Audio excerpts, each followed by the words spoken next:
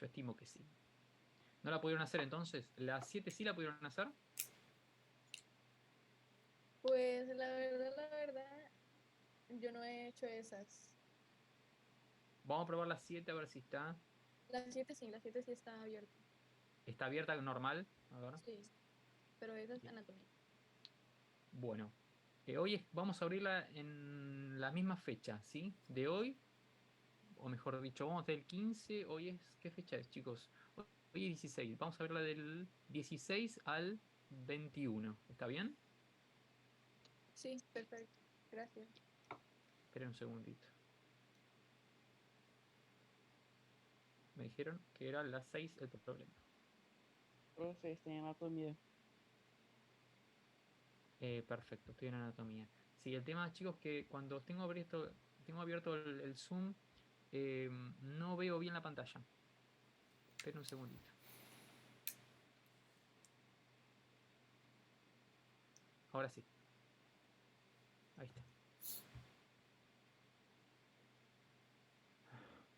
Biología.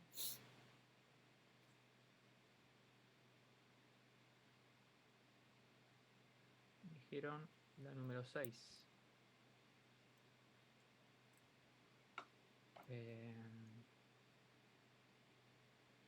Claro, pero este es el título. Esperen un segundo. Sí, chicos, porque esto primero que me anda lento y no lo veo bien. Con navegador abierto sería esto. A ver si ingresa. Sigue siendo anatomía, profe. Sí, ¿ven? Ese es el problema. No es que no me cambie, chicos, no es que no lo estoy sabiendo hacer, ¿eh? No me cambia. Vamos a ver si lo puedo cambiar de ahora. Denme un segundito. Vamos a cambiar de navegador, chicos. Cambio de navegador y lo hago enseguida.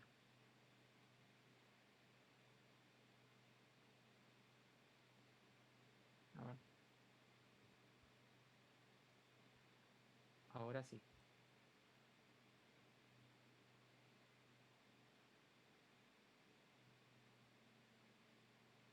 Ahí me deja ver biología ahora.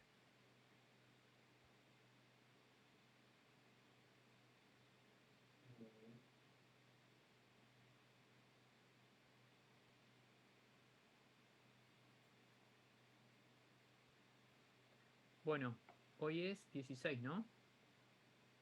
Pero esa es la 7, profe, es la 6. La 7 está bien, entonces, chicos, 7 o 6. Es la 6, la 7 está bien. Pero no la hiciste. No, o sea, la 7 tiene Ah, bien el año, pero no la he hecho.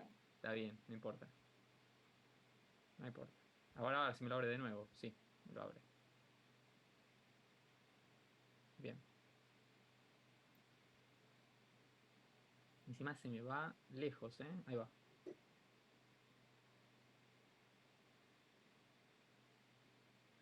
Bien. Ahora sí, ¿es la 6? Sí. ¿Biología? Sí. Perfecto.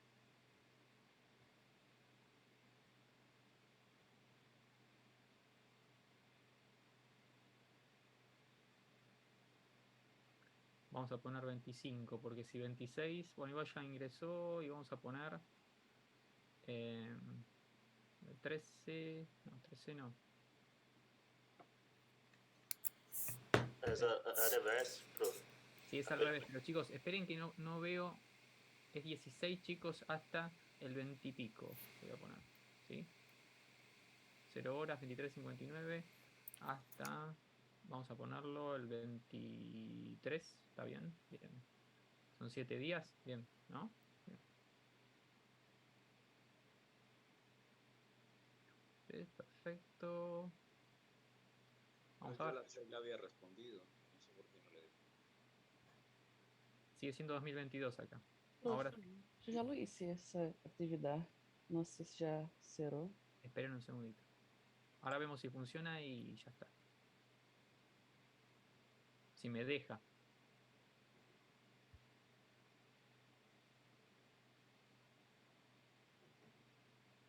Bueno, esto sigue siendo la número 7.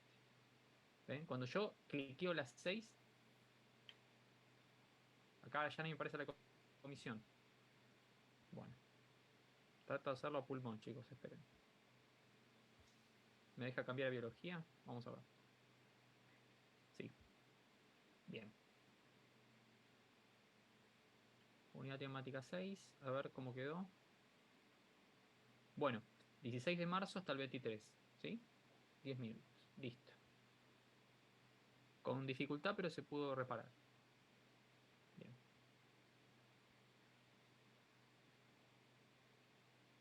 Bueno. Cuando es así, chicos, pónganlo en el foro, porque yo no lo tengo que cambiar eso. Lo tengo que cambiar en otras comisiones, no en ese. Bien. Y cambiarlo con el zoom abierto es un problema porque yo les explico. Con el navegador, cuando yo tengo el zoom abierto, se desfasa. Entonces yo cliqueo abajo, parece que cambia, pero no.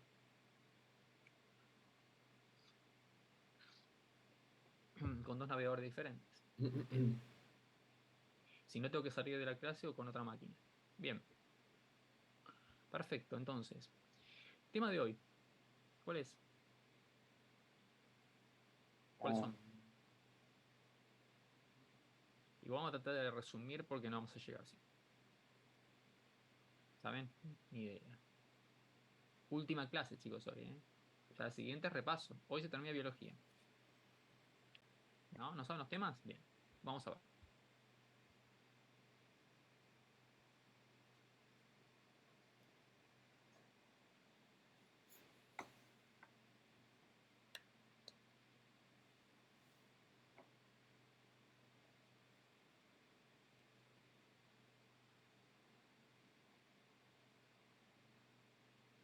Bien. Ingeniería genética, ustedes no lo tienen en el cronograma, ¿sí? El año pasado estaba, yo tengo el PowerPoint también y lo incluí, al menos para que tengan una idea, no se los van a tomar obviamente, pero para que tengan una idea. Genética molecular, citogenética y Mendel, ¿sí? Sobre todo citogenética y Mendel es lo que es la clase de hoy, ¿sí? Genética molecular vamos a repasar nada más. Entonces, primera parte, concepto de gen, generalidades y repaso, obviamente, el mecanismo de splicing. ¿Se acuerdan del splicing? Sí. Bien, el splicing empieza en alternativa. ¿Dónde se lleva a cabo? Maduración Sí, es mala maduración, pero ¿en dónde se lleva a cabo? en el núcleo. En el núcleo. Muy bien. Organización de genoma eucarionte, código genético, ¿se acuerdan código genético? ¿Sí? Más o menos, son 46 codones, ¿se acuerdan? Ajá. ¿46? No, no son 46. 46 son cromosomas. ¿Cuántos codones son?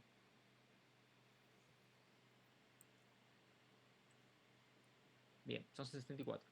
64 codones. Se codifican, obviamente, proteínas, de los cuales 3 son stop. ¿Sí? UA, UAG y UA. Y AUG es el codón de inicio. ¿Sí? Que codifica ¿qué aminoácido codifica? Metionina. Metionina. Muy bien. Gametogénesis. Gametogénesis y generalidades. Que tienen que saber nada más de la formación de gametas. Ustedes lo van a ver el año que viene. Lo van a ver con biología. Espermatogénesis y ovogénesis. Ingeniería genética, técnica simplemente a modo informativo, lo que va a ser fragmentación del ADN, separación del ADN, electroforesis, hibridación y PCR. Después la segunda parte yo tenía pensado obviamente citogenética, que es Mendel, ¿no? Que es la teoría de la herencia. La reseña histórica de Gregor Mendel, concepto de gen, locus y alelos, lo que son alelos dominantes, alelos recesivos, lo que es concepto de homocigota y heterocigota, lo que es genotipo y fenotipo. ¿Sabe lo que es genotipo y fenotipo? Tiene que saber ya. Sí. ¿Qué es? Los fenotipos, la carácter genético, el fenotipo, el rasgo físico, ¿no? Algo así. Exactamente. Exactamente. El genotipo es obviamente la cantidad de genes, o sea, la información genética que tenemos, y el fenotipo es lo que se expresa. ¿Sí? Bien. La primera ley de Mendel, que es la ley de uniformidad. La segunda ley de Mendel, que es principio de segregación. La tercera ley de Mendel, que es la ley de transmisión independiente. Y hay variaciones de la ley de Mendel. Recuerden que Mendel, lo vamos a ver, no era ni médico, era biólogo, pero no era, no era genetista, no existía eso en realidad. Si ustedes toman en cuenta la época que él formuló las teorías, ni siquiera fue interpretada como corresponde, y de hecho falleció, y sus trabajos, lo vamos a ver, que después surgieron. Después se le Así que, reconocieron, ¿cierto? ¿cómo? Después se le reconoció su trabajo Sí, y en el todo eso. año 1902 fue el reconocimiento como padre de la genética. Sin embargo, él falleció en 1896, si mal no recuerdo. Así que bueno, tuvo varios años. 1886 falleció. Ahora lo vamos a ver. Tercera parte, lo que es cromosomas. Repaso lo que es básicamente cariotipo humano. Acuérdense, 46 cromosomas. Son 23 pares más el par sexual. ¿Sí? XXXY. Y alteraciones cromosómicas, por ejemplo, síndrome de Turner. Después los casos clínicos, vamos a ver ahora uno, hemofilia y fibrosis quística. ¿Saben lo que es hemofilia? Ahora lo vamos a ver. No se acuerdan. En realidad no tienen por qué saberlo, pero a modo informativo. Problema de coagulación. Sí, de trastorno de coagulación, sí. Muy bien. Bueno, vamos a ir poniéndole ganas. Así. Vamos a ver caso clínico, hemofilia. Después certifiquen, chicos, si la clase, lo que cambiamos recién, está activado o no, para que ustedes puedan hacerlo, sí. Porque, insisto, lo estoy haciendo prácticamente a ciegas, ¿sí? No veo absolutamente nada, estaba desfasado, así que por favor corroboren. Bien. Bien. Perfecto. Bueno, hemofilia. Me dijeron trastorno de la coagulación. Es cierto, hay trastornos en la coagulación. ¿Saben qué trastorno? ¿Qué tipo de falla hay? No importa si no saben, pero para preguntarles, simplemente. No sé, nada, que ¿No? trombocitopenia, ¿no? Algo así. Bueno, en realidad no es que haya trombocitopenia, sino que hay una alteración en dos factores de coagulación. En uno o en otro, generalmente. En el factor 8 y el factor 9 de la coagulación. Como ustedes vean fisiología, y quizá me encuentren a mí en fisiología, vamos a hablar de cascada de coagulación. La cascada de coagulación vamos a tener una vía intrínseca y una vía extrínseca, ¿sí? De los cuales vamos a hablar de los factores. Los factores de coagulación, dentro de los que ustedes tienen que saber nada más ahora, que en realidad, insisto, es a modo informativo y da un contexto nada más, lo que altera simplemente es el factor 8 y el factor 9. Bien, en este caso los pacientes no pueden sintetizar esos factores o ese factor de tal manera que tienen sangrados. Bien, tiene trastornos en la coagulación. Esto se controla, pero sepan que obviamente todavía no existe un tratamiento que permita a estos pacientes hacer una vida prácticamente normal. Entonces hay que tener mucho cuidado con los que padecen esta enfermedad, los pacientes, porque ante caídas, por ejemplo, lo vamos a ver, pueden terminar obviamente con compromiso vital. Bien. Entonces, ingresa paciente femenino a la guardia de 36 años de edad, presentando lesión muscular tisular extensa en miembro inferior derecho y antebrazo homolateral. Cuando les digan homolateral, es del mismo lado. Bien. Refiere que haciendo limpieza diaria de su casa se ha caído de una pequeña escalera. Nos comenta además que no ha percibido dolor durante la caída y que luego de 3 horas se observa. ¿Se entendió esto? O sea, estaban limpiando la casa, unas escaleritas de 1 o 2 escalones, simplemente se cayó. Y apareció esto, chicos. ¿Lo ven? Wow. Extensos hematomas, miembro inferior y obviamente brazo homolateral. Muy bien. Entonces, durante el examen físico corroboramos lo que es la historia clínica del paciente o de la paciente que ha sido diagnosticada con hemofilia moderada hace 3 años. Y se solicita hemograma completo, glucemia, urea creatinina, recuento de plaquetas, hepatograma, coagulograma, tiempo de protrombina y tiempo de tromboplastina. Eso es Quick KPTT. ¿Sí? Van a ver que se evalúa al paciente la coagulación, ¿sí? Sobre todo tanto vía intrínseca como extrínseca a través de estos dos valores, ¿no? Dos estudios. Y en análisis también buscamos los factores directamente, buscamos los factores 8 y 9. Se procede a la internación, obviamente este paciente no se puede enviar a la casa, se procede a la internación y revisión en forma minuciosa del paciente, por supuesto, como también el tratamiento adecuado hasta el momento. ¿Qué quiere decir esto? Que obviamente no le damos el alta, en realidad ingresa y hay que internar, por supuesto, porque esto, primero que hay que revisar el paciente, ¿no? En forma minuciosa. Y además, esto se puede complicar. Porque no sabemos qué tan extenso fue el sangrado o si tiene otras partes comprometidas. Sobre todo la cabeza, chicos.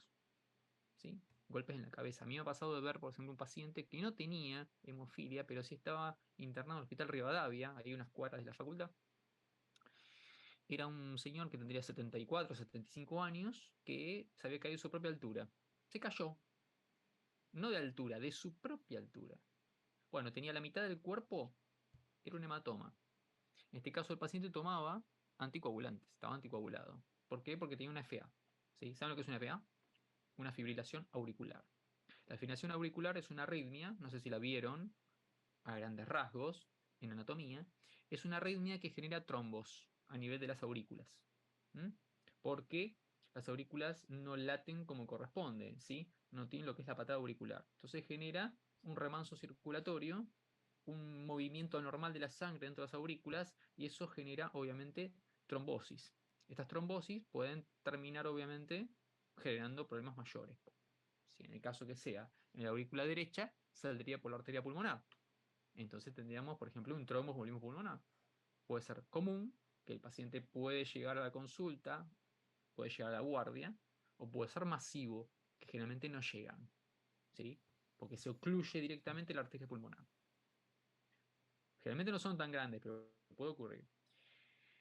O si no, puede salir a nivel de la aorta, ¿sí? Porque pasa al ventrículo derecho, el izquierdo, perdón, el ventrículo izquierdo, a través de la aorta al resto del sistema. Entonces puede tomar la carótida, por ejemplo, y hacer un ACV isquémico, ¿no? Por ejemplo. O infartar cualquier órgano, ¿no? Si desciende, ¿no? De la aorta descendente a cualquier órgano, ¿no? Puede ser un infarto, no sé, mesentérico, puede ser un infarto renal, lo que fuese. ¿Se entendió? Entonces, obviamente hay que tenerlos controlados. En este caso, no es por anticoagulante, sino todo lo contrario. ¿Sí? Ese paciente que le falta estos factores, o uno de ellos. Muy bien. Entonces, la hemofilia son trastornos hemorrágicos hereditarios frecuentes causados por deficiencia en el factor de la coagulación, 8 o 9. El grado de deficiencia del factor determina la probabilidad y la gravedad de la hemorragia. Quiere decir que cuanto menos factor tiene, más hemorragia puede llegar a causar. ¿Se entendió? ¿O no? ¿Sí o no? Muy bien. En el CONICET, acá en Argentina, chicos, lo que se evalúa, y esto tiene que ver con ingeniería genética, lo que se evalúa que por una técnica de ADN recombinante, es una técnica de laboratorio, que después la vamos a ver muy por arriba, pero ustedes quiero que sepan que se puede sintetizar, por ejemplo, el factor 8 de la coagulación. Si se logra sintetizar el factor 8 de la coagulación, se puede generar algún tipo de fármaco, de medicamento, que puedan tomar los pacientes como nuevo tratamiento para la hemofilia. De tal manera que si suplantamos el factor que falta, tenemos un paciente prácticamente normal mientras tome la medicación. ¿Se entiende? Pero esto es una técnica bastante difícil por ADN recombinante. Se hace. Bien. Sí, Cristóbal. ¿No? ¿Levantaron la mano, Profe. no, chicos? Sí. Sí, profe, es que tenemos una duda, porque es como, es una duda, una pregunta que está en el parcial de ahora, pero usted podría responderlo porque es parte de anatomía.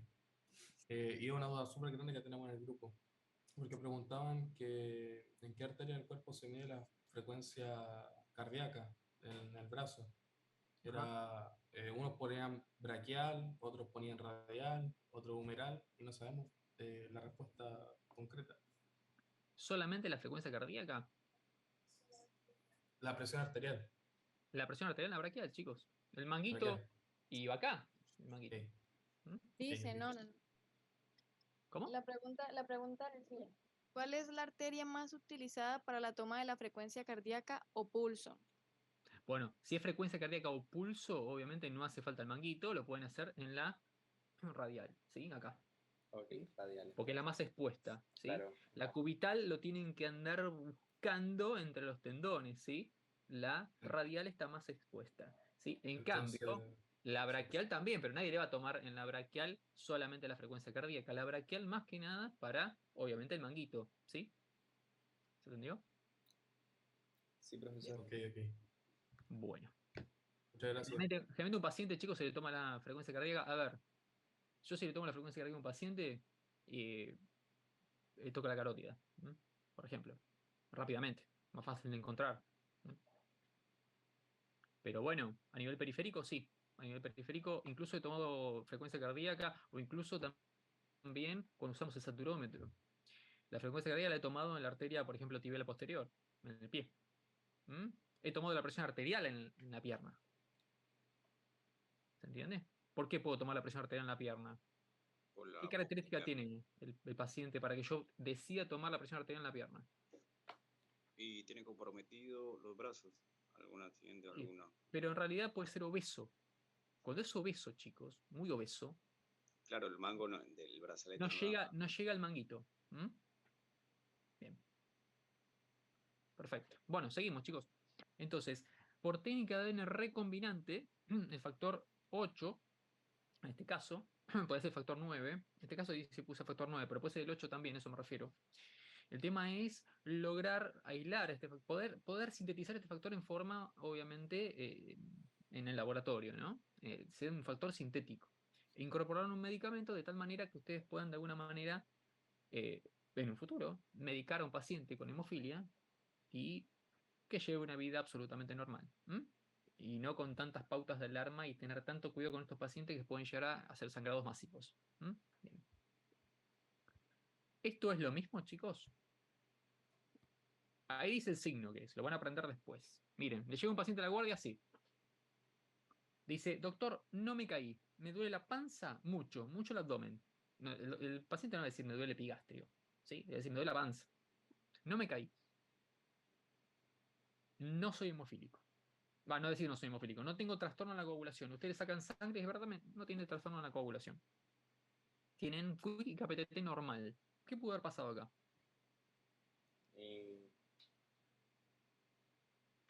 Una hemorragia, ¿no? Interna. Bien, es una hemorragia sin duda alguna. Bien, pero ¿qué ocurrió? ¿Qué pudo haber pasado? Esto es grave, chicos. Extremadamente grave. Pero no por la hemorragia en sí. A mí no me preocupa la hemorragia. Bien, yo les explico. Esto es una hemorragia retroperitoneal. ¿Sí? Que usted ve en anatomía, avanza por los flancos, ¿sí? Y después por el ligamento redondo va hacia la parte media, ¿sí? En la zona periumbilical, ¿sí? Eso se llama signo de Cullen o Cullen y Turner, ¿sí? Esto es típico de una pancreatitis necrohemorrágica. Recuerda que el páncreas es retroperitoneal, ¿sí? Cuando hay una pancreatitis masiva, comienza a necrosarse, comienza a sangrar y esta sangre recorre, ¿sí?, los flancos hasta la zona periumbilical. ¿Se entiende? Es un signo de mal pronóstico de una pancreatitis necrohemorrágica. Por ejemplo, el paciente es alcohólico, ¿sí? Por ejemplo. Es raro que esto sea por... Puede pasar, pero es raro que sea por una litiasis o un síndrome coledossiano, ¿no? Etcétera, que pudo haber causado una pancreatitis. Generalmente son edematosas. Las hemorrágicas son en muy poco porcentaje, en un bajo porcentaje, ¿sí? Y genera esto. ¿El paciente puede sobrevivir? Sí, pero es grave, muy grave. ¿Se entendió? ¿Ven cómo parece lo mismo esto, pero no tiene que ver con la coagulación? Sino que es otro problema, ¿sí?, alejado absolutamente de la coagulación. El paciente coagula perfectamente. Porque ustedes pueden ver esto, obviamente, piden lipasa y amilasa, que son obviamente enzimas pancreáticas. Cualquiera de las dos, o las dos, si tienen laboratorio la oportunidad de, o usted tiene laboratorio, está en un lugar donde tiene la oportunidad de tener el valor de ambas. Bueno, que están muy aumentados, tienen pancreatitis aguda. En este caso, necrohemorragia. Bien. Esto se trata en forma quirúrgica también. No como antes. Antes se abría el paciente y se hacía un desastre en todo esto y el paciente evolucionaba mal. Ahora se hace mediante punciones, ¿sí? Se hace muy minuciosamente. Saben que la cirugía, a mí me encanta la cirugía y la cirugía va para el lado opuesto de lo que era antes. Antes era abrir al paciente. Vamos a ver qué pasa. En este caso solamente se reserva en algunos casos. Fíjense que cada vez se implementa más la cirugía, por ejemplo, a nivel laparoscópico, donde es mínimamente invasiva, porque tiene obviamente una recuperación más rápida. La técnica obviamente cambia, pero hay que ser un cirujano que de alguna manera maneje todas estas técnicas, ¿no? Que esté entrenado para estas técnicas. Entonces, es una técnica rápida, de un costo no muy elevado hoy por hoy, donde el paciente se recupera más rápido, muy rápidamente, comparado con una cicatriz, por ejemplo, una mediana, por ejemplo, no sé, una sífilis pubiana, ¿sí? Como una laparotomía. Chicos, yo tenía mi abuela que falleció, le habían sacado la vesícula en el año 1960 y algo, ¿sí? Una extracción, o sea, lo que es una colistectomía actualmente. Laparoscópica, como le hicieron, por ejemplo, a mi mamá, ¿sí? Que tiene 2 puntitos, 3 puntitos. A mi abuela tenía una cirugía que era una cicatriz que era sífilis-pubiana. O sea, todo el abdomen abierto como si fuera una laparotomía. Es una barbaridad eso.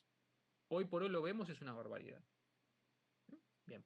Entonces, intenta lo más mínimamente invasivo. En este caso, se hace por punción y demás. Bien. ¿Se entendió, chicos? La diferencia. Una puede tener trastorno de coagulación, otra no, pero se pueden parecer, ¿no? Lo que ocurre.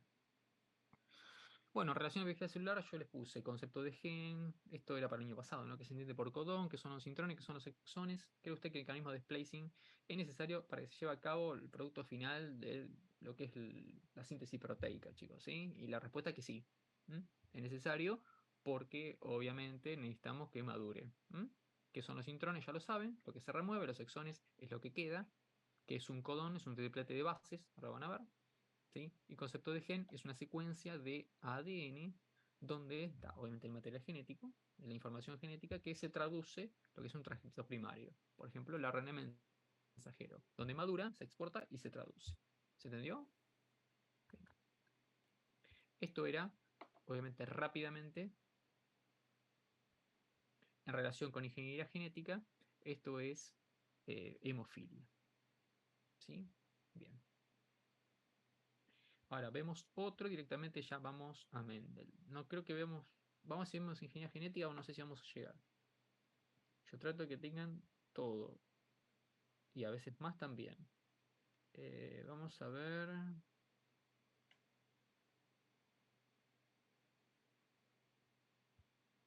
Fibrosis quística. ¿Saben lo que es la fibrosis quística? No. No. Que ¿No genera escucharon moco. hablar de la fibrosis quística? Genera un moco, ¿no es, profe? Sí. Algo así. Es Bien, mucha mucosa. bien. Mucosidad espesa, ¿sí? Obviamente se da la mucosidad espesa, pero además no afecta solamente a nivel pulmonar, ¿sí? Afecta a las glándulas exócrinas, ¿sí? Afecta, van a ver, tracto digestivo también, ¿sí? Páncreas también. Bien. Pero sí, la mucosidad es espesa como ustedes lo han dicho. Bueno.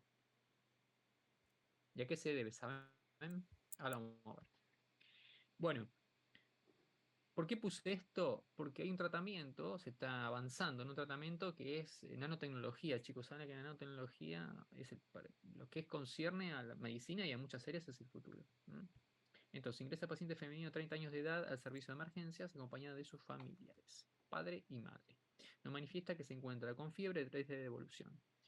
Escalofríos, rigidez, disnea, tos no productiva, una tos seca, dolor abdominal, náuseas, vómitos, diarrea. Agregan además que hace una hora se encuentra con dolor torácico que no cede. Repasemos.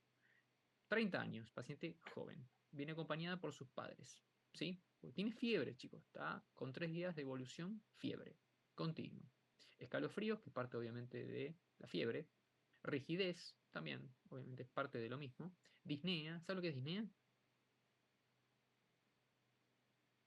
Sí, dificultad respiratoria. Es sensación subjetiva de falta de aire. Esta paciente tiene dificultad respiratoria también, ¿sí? Que tiene que ver con lo del tiraje, con el músculo, con utilización de los músculos accesorios. Bien.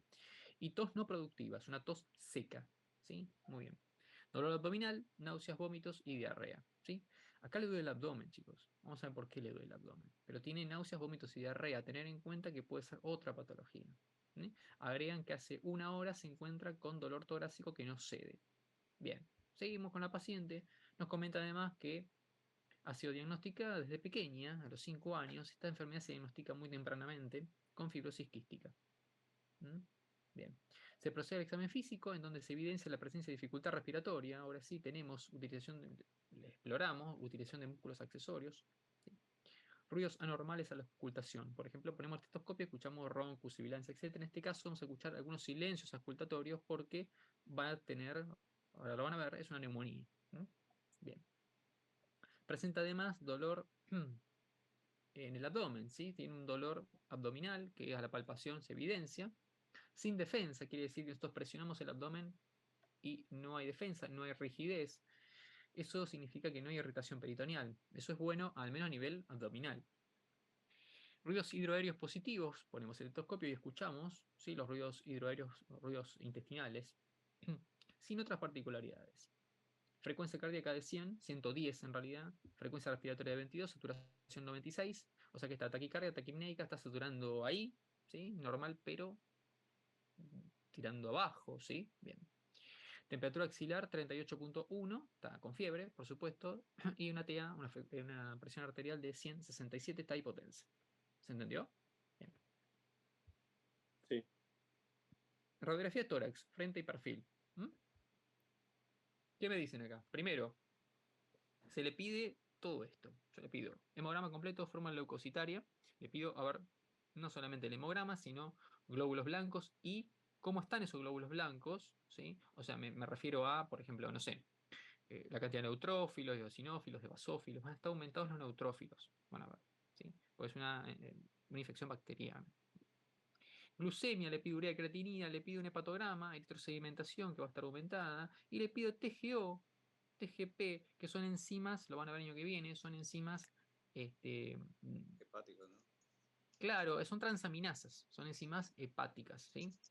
Pero también le pido amilasa y lipasa. ¿Por qué? Porque puede estar comprometido el páncreas. Recuerden que esta enfermedad afecta las glándulas exócrinas, y el páncreas es una glándula mixta, parte exócrina y parte endocrina. La parte exócrina, ¿qué secreta el páncreas? Repasemos, Nato. Insulina. Eso es endocrina. Insulina, glucagón y somatostatina. Bien. Eso es endocrino. Enzimas. Muy bien, digestivas. Te entendí, no sé quién lo dijo, pero creo que Ivana, sí. Digestivas, muy bien. Enzima digestiva, tripsina, quimotripsina, perfecto. Tenemos la parte exócrina, enzima digestiva. Parte endocrina, principalmente 3 compuestos, 3 sustancias básicamente. Células beta, células alfa, obviamente. Sepan cómo está compuesto, ¿no? Lo van a ver el año que viene también. Sepan que células beta principalmente, insulina. Glucagón, somatostatina. Bien. Radiografía tórax, chicos. Esto cuando ingresa y esto cuando se externa. Izquierda cuando ingresa. ¿Qué ven? Acá, en la izquierda. ¿Se ve el mouse en la izquierda, chicos, el puntero? Sí. Bien. ¿Qué ven? ¿Es normal o no es normal? No tienen que No. saber imágenes. No hay. Lo negro sería aire y lo blanco es perfusión, ¿no? Bueno, entonces, conclusión. Eso blanco que ven es anormal. ¿Estamos de acuerdo? Bien, es anormal. Bien. Van a ver que, pero anormal del lado derecho o del lado izquierdo. De la figura. Derecho. Del paciente, es del lado derecho. ¿Sí? Recuerden que se invierte. Del lado derecho. Muy bien. Lo que tiene obviamente es una neumonía. Esto está radiopacidad completa. Y acá tiene una redistribución de flujo también. Acá está congestivo. Pero del lado derecho, obviamente tiene todo el pulmón comprometido. Pero es que unilateral. En este caso es unilateral. Sí, puede darse unilateral. ¿Sí?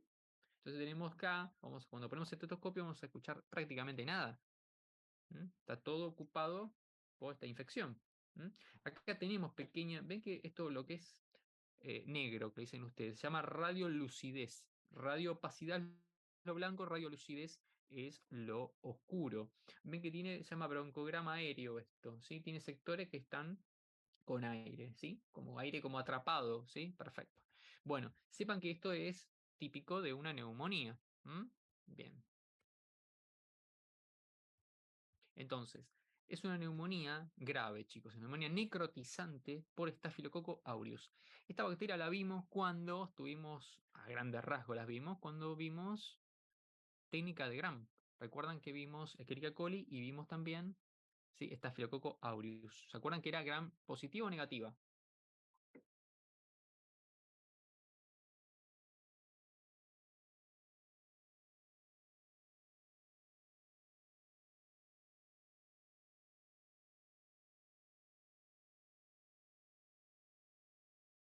acuerdan?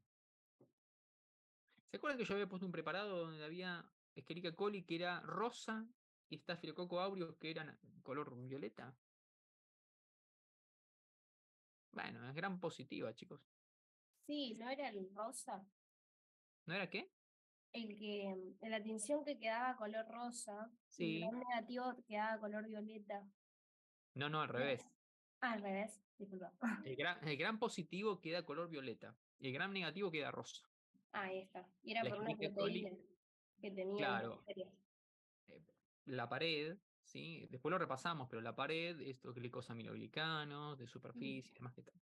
Le daban, la característica de la pared le daba la tinción, si podía retener la tinción o no cuando se lavaba.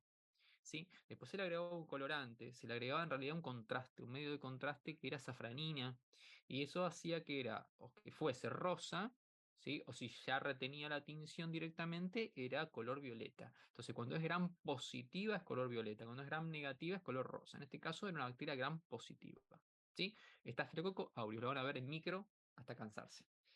Bueno, pero no es común en neumonía este tipo de bacteria, así que bueno, esta paciente tuvo la desgracia de tener obviamente sobre un asiento de un pulmón enfermo, pulmones enfermos, ¿sí? Tener este tipo de neumonía. Chicos, ojo con los pacientes que tienen, yo lo he visto hace muy poquito con un vecino y falleció. Ojo con los pacientes que tienen joven, menos de 60 años, 56 años. Ojo con los pacientes que tienen patologías respiratorias y hacen neumonías. Sobre todo estas neumonías grandes, ¿sí? Bilateral, en este caso unilateral, pero extensa, porque se les complica. Este paciente era EPOC, el que les comento de experiencia, era EPOC y falleció después de unos cuantos días, lamentablemente, producto de la neumonía. Pero bueno, hay bacterias que son de la comunidad, en este caso neumococo, pero en este caso no, es Staphylococcus aureus, que es poco frecuente que hagan neumonía, se llaman neumonías necrotizantes, ¿sí? Son graves. Sin embargo, la paciente evolucionó por fortuna bien. Y tenemos a la externación de la paciente, a los 16 días tenemos esta placa, esta radiografía de tórax frente, ¿sí? Donde está normal. Hay obviamente poco de congestión, pero nada preocupante, ¿sí? Entonces, chicos, ¿a qué se refiere todo esto? Bueno, se procede a la internación, obviamente, inmediata de la paciente cuando vemos, obviamente, lo que acabamos de ver, incluso pudimos aislar el agente causal, ¿no? Que es Staphylococcus aureus, y se instaura, obviamente, el tratamiento en forma inmediata. La paciente evolucionó y se externó a los 16 días de su ingreso, continuando tratamiento para fibrosis quística. Y ahora hablemos de la fibrosis quística en dos palabritas. Es una enfermedad hereditaria de las glándulas exócrinas que afecta fundamentalmente al aparato digestivo y respiratorio. Provoca enfermedad pulmonar crónica, insuficiencia pancreática exócrina, enfermedad hepatobiliar y concentraciones anormales altas de electrolitos en sudor. ¿Sí? Alrededor del 3% de la población de raza blanca es portadora de este rasgo, que es autosómico recesivo. Ahora vamos a ver lo que es autosómico recesivo. Ahí va a apuntar. ¿Saben lo que es autosómico? Cuando es un gen recesivo, Está el dominante, el recesivo. bien, El está el dominante dominante. que le Sí, pone el carácter dominante que es específico y lo va a tener la persona, ¿no? Algo así. Y el recesivo es el que recibe propiamente, ¿no? Algo así yo me acuerdo. nosotros tenemos, sí, si tenemos, somos heterocigotas para un rasgo, por ejemplo, ahora lo vamos a ver. Tenemos genes dominantes y genes recesivos. El gen dominante va a predominar sobre el recesivo, pero no quiere decir que el recesivo en algún momento no pueda expresarse. Por ejemplo, en otras generaciones, ¿sí? En otros linajes. Por ejemplo, no sé, vamos a suponer que yo tengo un gen recesivo para el color de ojos, de hecho lo tengo, por ejemplo. Por ejemplo, mi papá tiene color de ojos verdes, mi mamá color de ojos marrones, ¿sí? Yo tengo los ojos marrones, ¿sí? Quizás lo más probable es que yo tenga un gen recesivo para, obviamente, color de ojos verdes. Sin embargo, por ejemplo, va a depender, yo no tengo hijos, por ejemplo, pero va a depender, por ejemplo, de la madre, si tiene, obviamente, un rasgo similar. Si es así, puede expresar mi gen recesivo y tener yo color de ojos marrón y mi hijo color de ojos, por ejemplo, verdes, ¿sí? O puede combinarse también, ¿eh? Depende de los rasgos de la madre, claro está. Pero quiere decir que el gen recesivo puede heredarse, pero no expresarse. Por ejemplo, en un 25% se puede expresar. Lo vamos a ver en Mendel. Entonces tengo más probabilidades de expresar el gen dominante que el recesivo. Claro está. ¿Se entiende o no? ¿Se entendió? Ahora lo vamos a ver en Mendel, pero para que ustedes tengan una idea que el gen recesivo puede de alguna forma heredarse, pero no expresarse.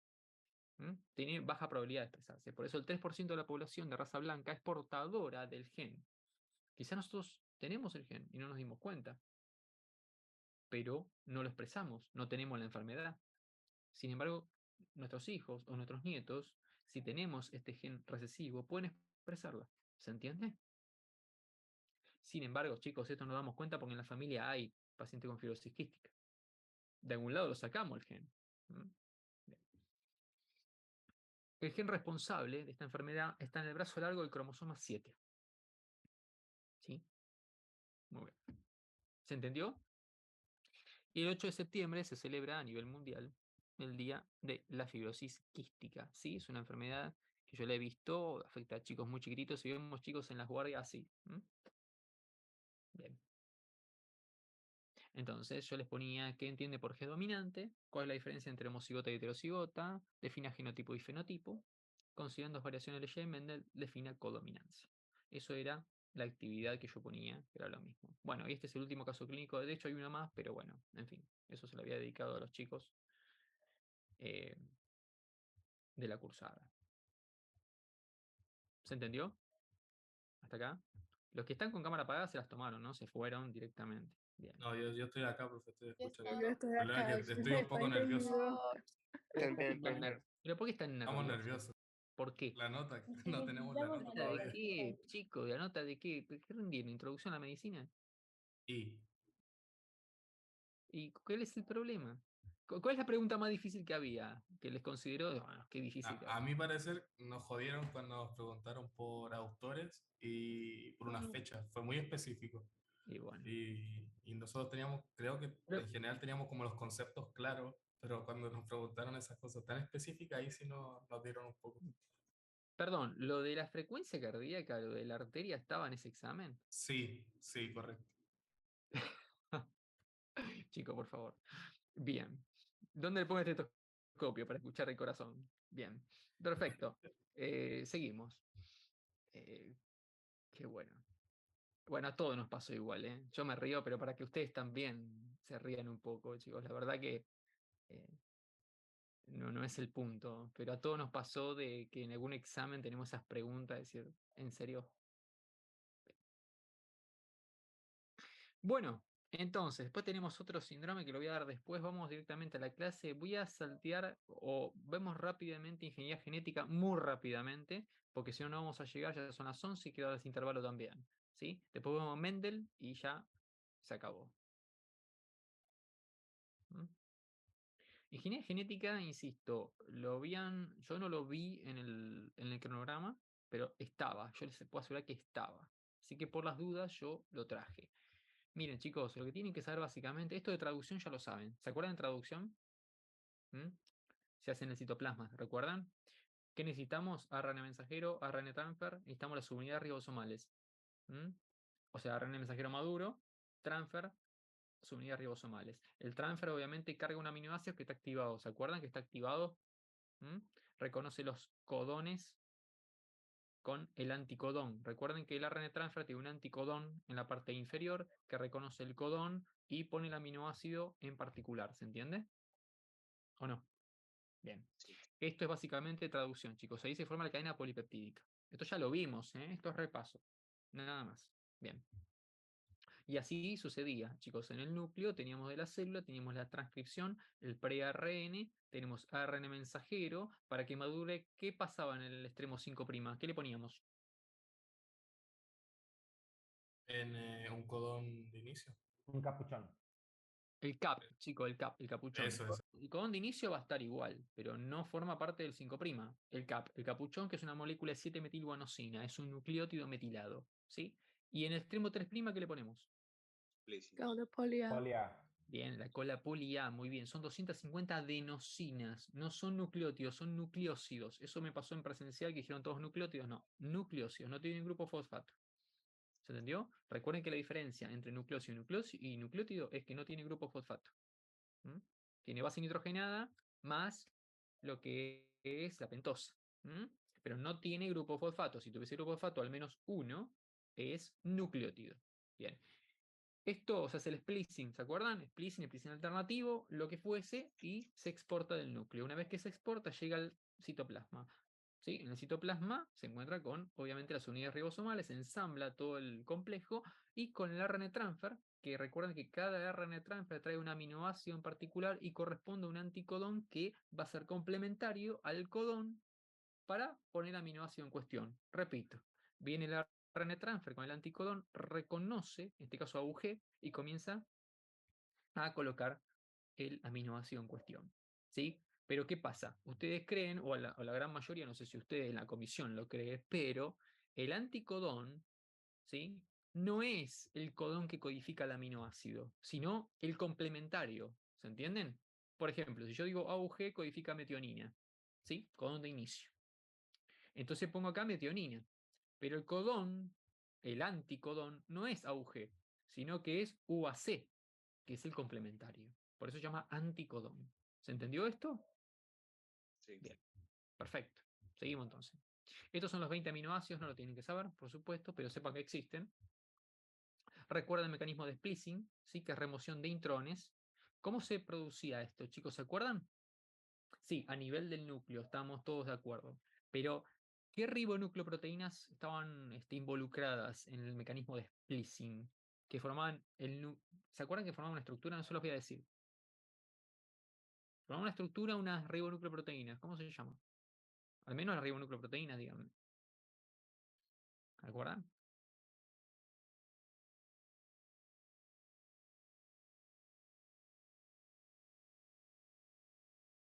¿No? Las uridinas. ¿Se acuerdan las uridinas? De la 1 a la 6, exceptuando la 3. Esas forman un complejo. ¿Cómo se llamaba? ¿Se acuerdan del complejo?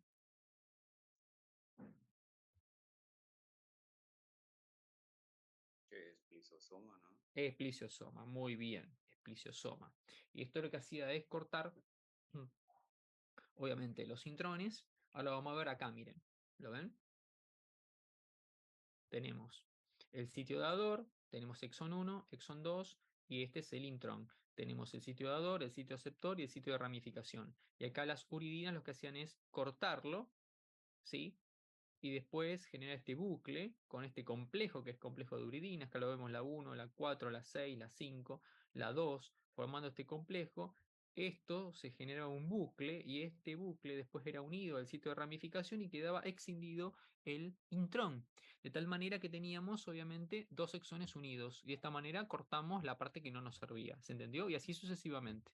¿Estamos? Mecanismo de splicing. Después había un alternativo también para generar otro tipo de transcripto. Pero no importa, ustedes sepan que el splicing se basa en eso, ¿sí? En remoción de intrones.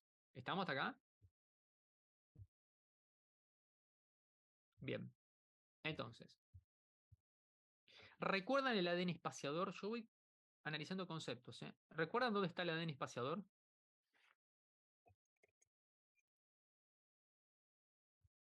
Les doy una ayuda. Esta tapita, la mágica tapita, estamos hablando de histonas. 4 histonas duplicadas, o sea, es un core de histonas de un octámero. Octámero histamérico, ¿sí? ¿Cómo se llama eso?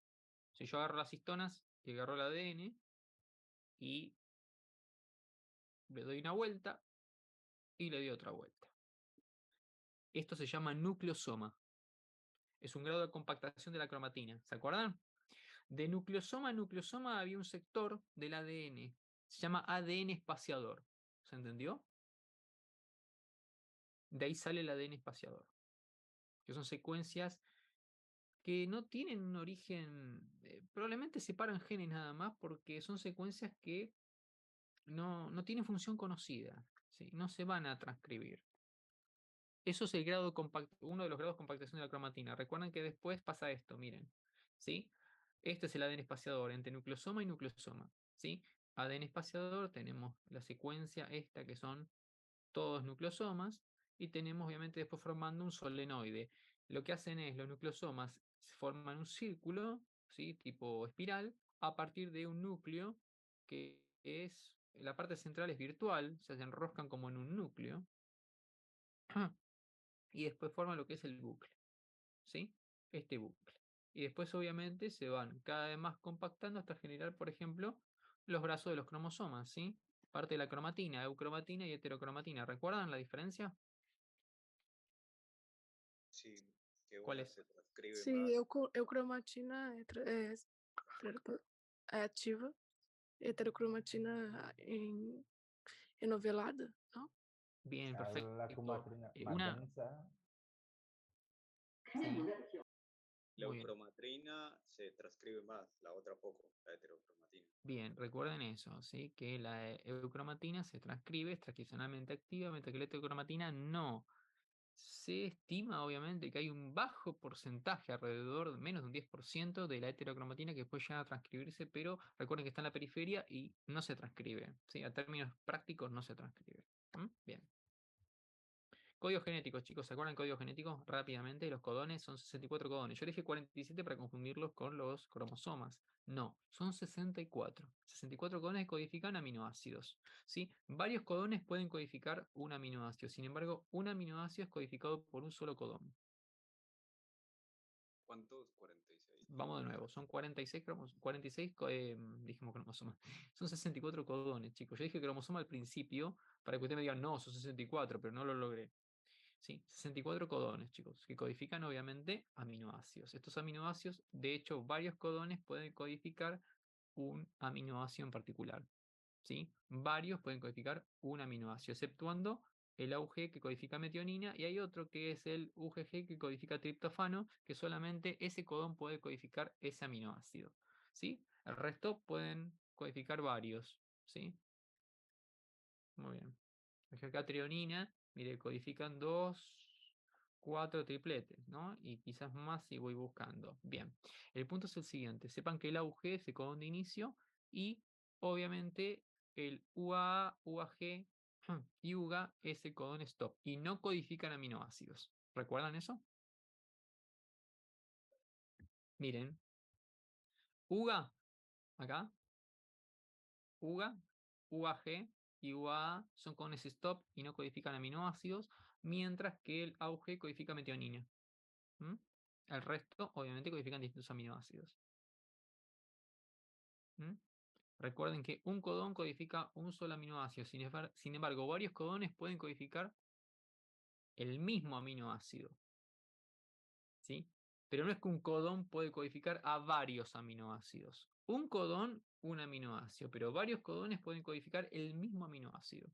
¿Sí? ¿Se entiende? O sea que un aminoácido puede ser codificado por varios codones. Sin embargo, un codón codifica un solo aminoácido. ¿Se entendió o no? Igual ya lo vimos esto, ¿no? Entonces, por eso decimos el código genético es universal, obviamente.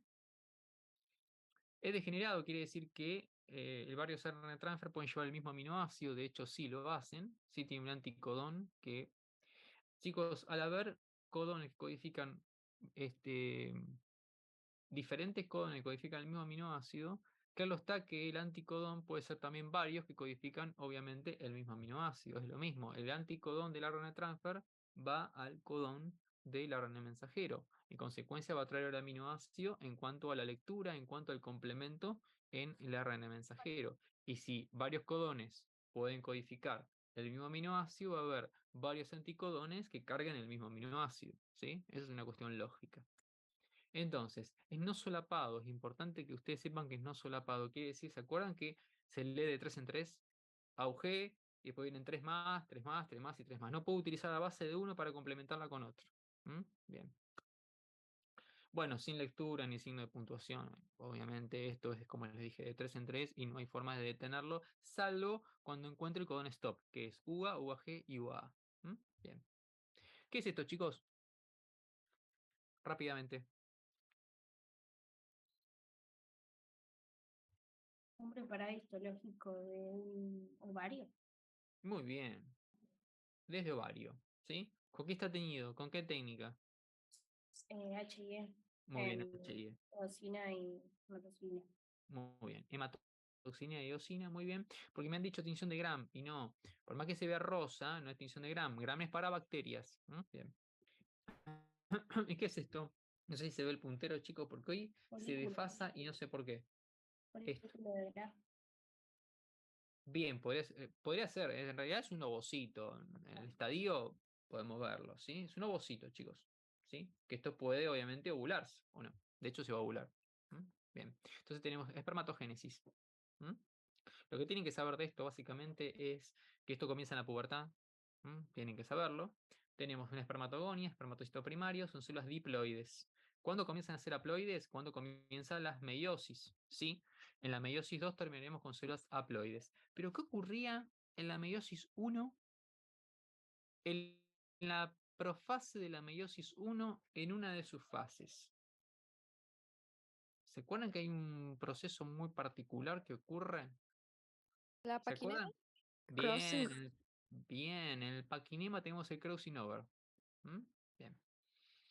Después en la meiosis 2 tenemos obviamente la mitad de los cromosomas porque no se duplican. Entonces, en el maduro, en el espermatozoide maduro, acá dice esperma, eso es un error.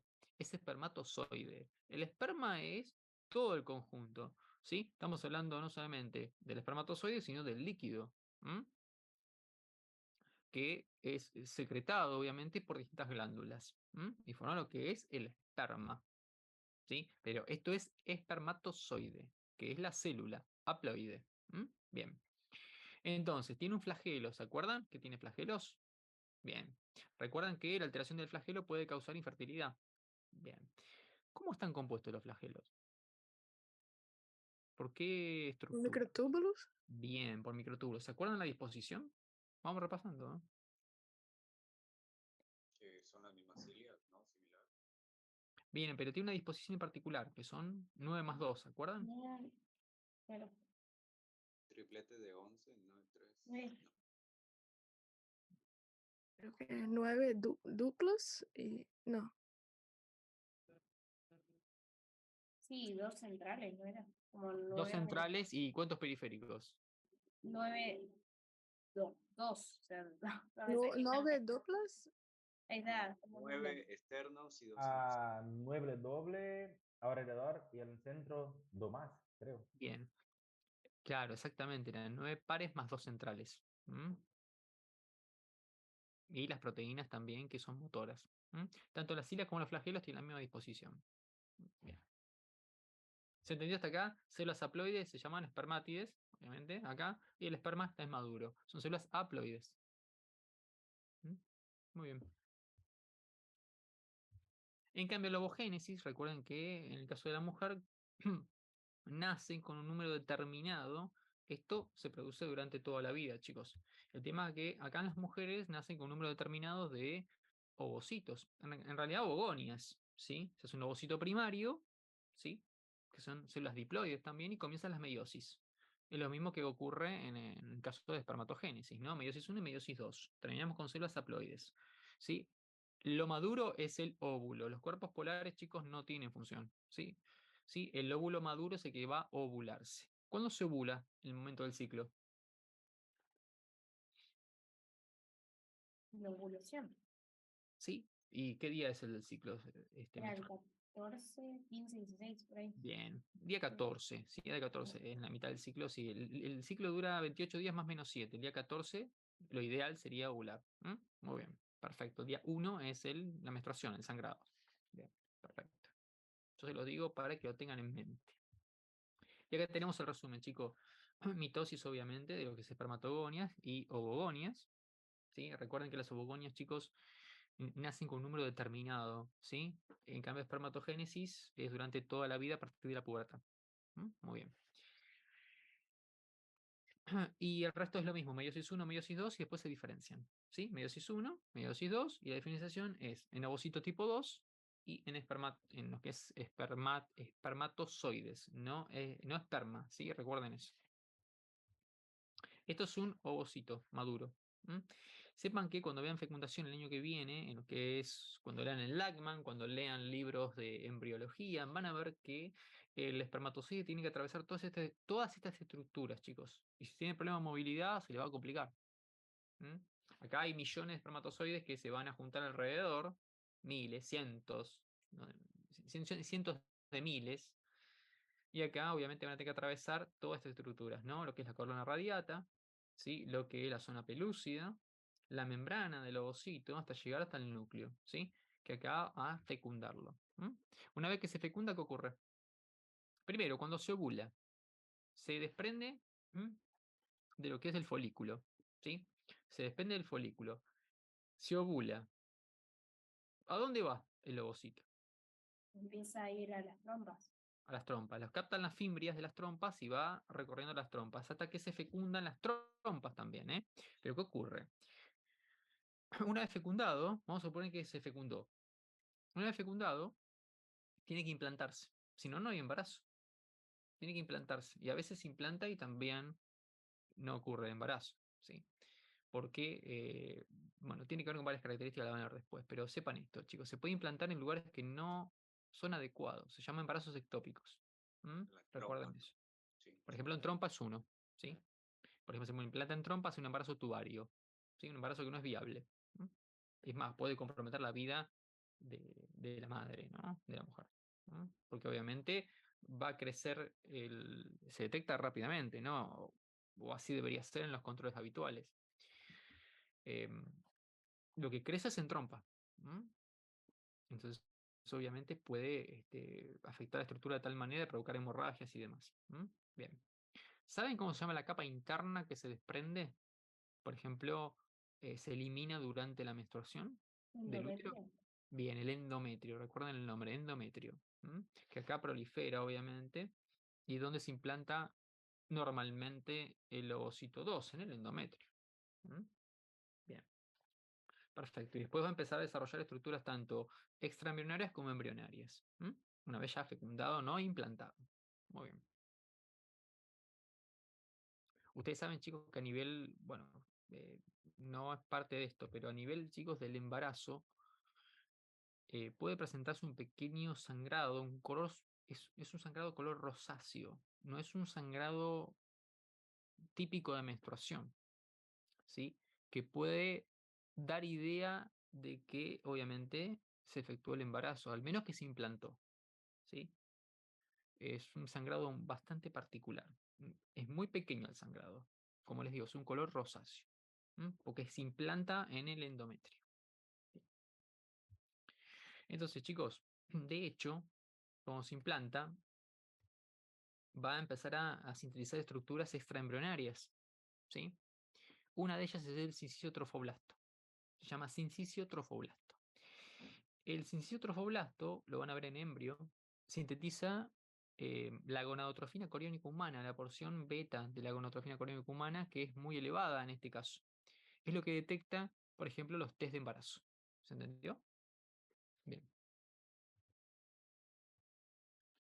Bueno, es ingeniería genética, 2 palabras nada más, y ya después van a un intervalo y después seguimos con Mendel y la clase se termina porque si no, no vamos a llegar a tiempo. Ingeniería genética, chicos, 2 palabras nada más. Sepa que puede cortar zonas específicas del ADN, producir copias de fragmento de esos cortes, determinar una secuencia exacta de nucleótidos. Y esto es lo que a mí más me gusta, detectar nucleótidos. Van a ver cómo lo hace. Y es posible aislar y modificar un gen. Y hoy por hoy está muy avanzado esto. Muy avanzado. Y a veces, incluso, si es bien aplicado, bárbaro. Ahora, si es mal aplicado, a veces asusta. Bien.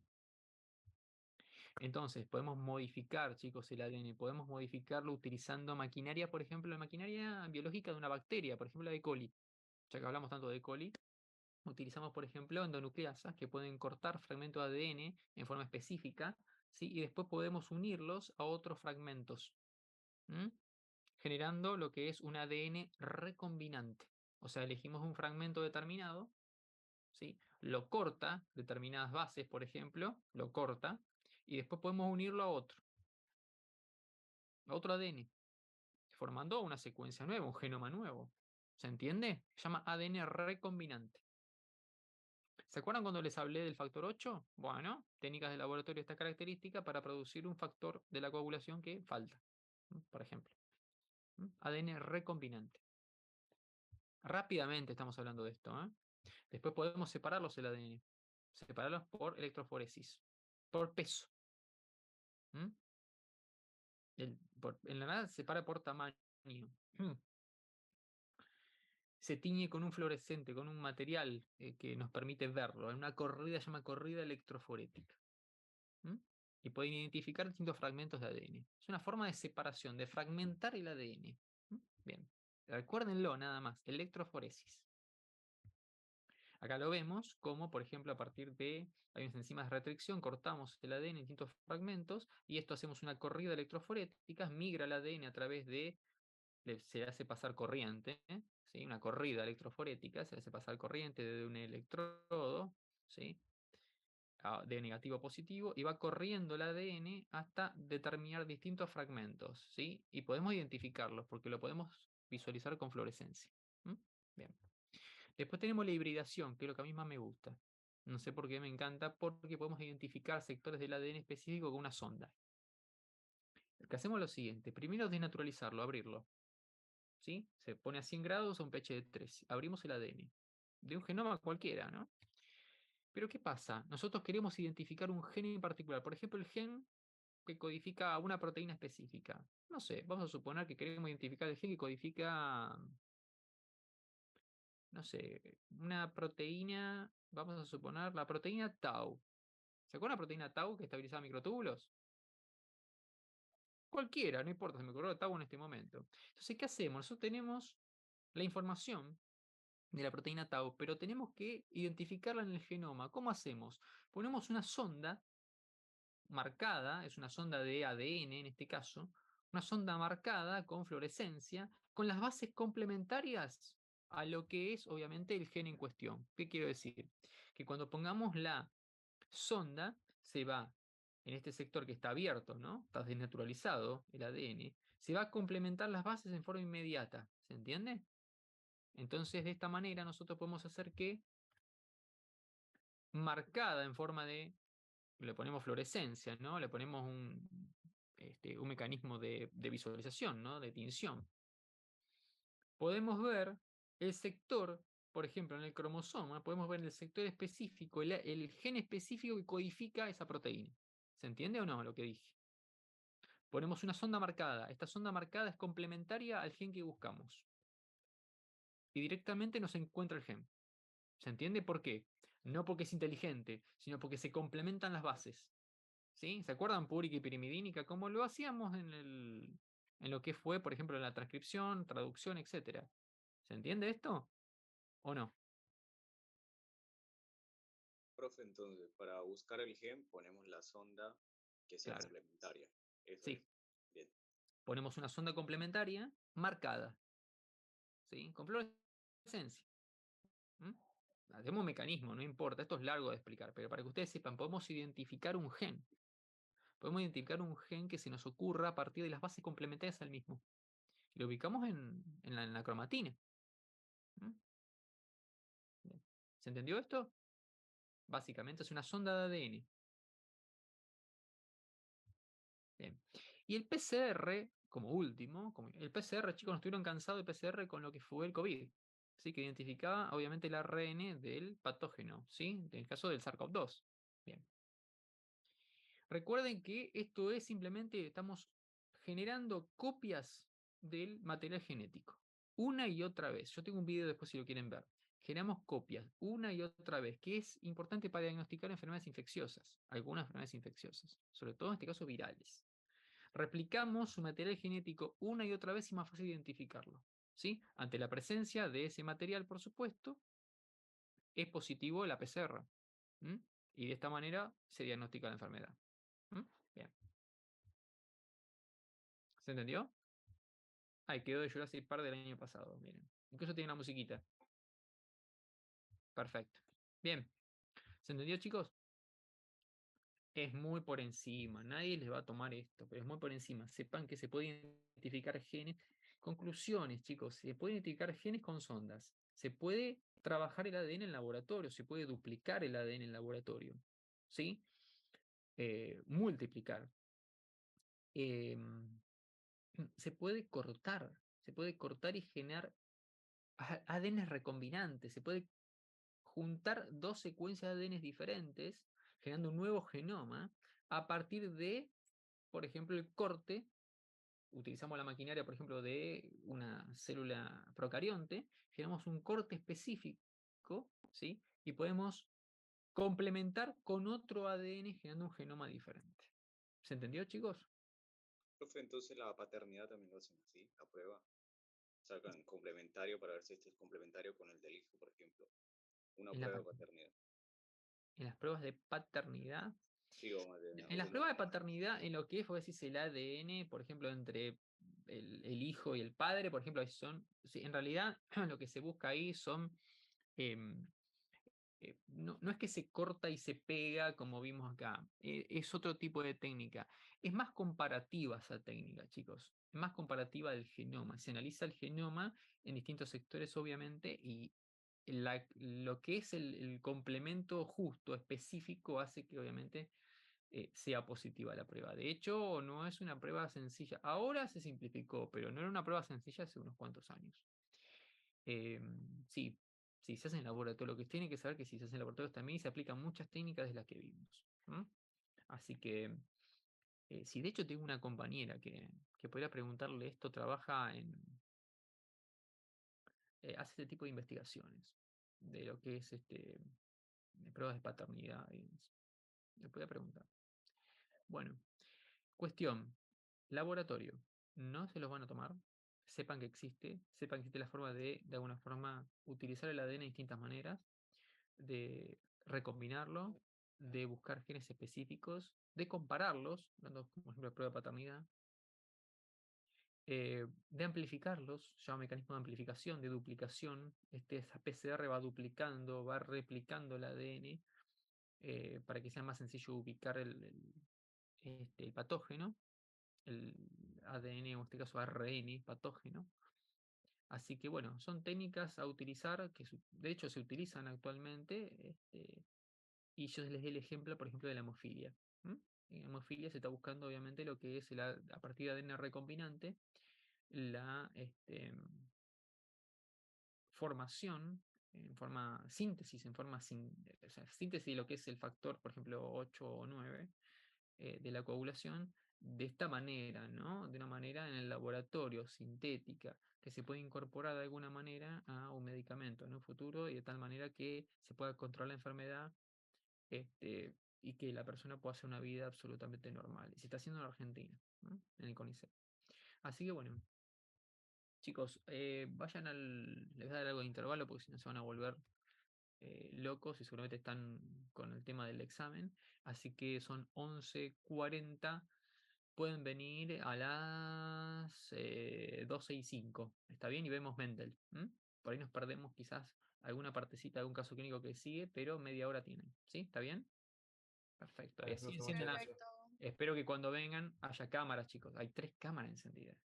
Yo no sé si están, los otros se fueron, dejaron ahí, están en otro lado mirando si Gedu, si aparece la nota. Tengan paciencia. ¿Sí? Bien. Nos vemos, chicos.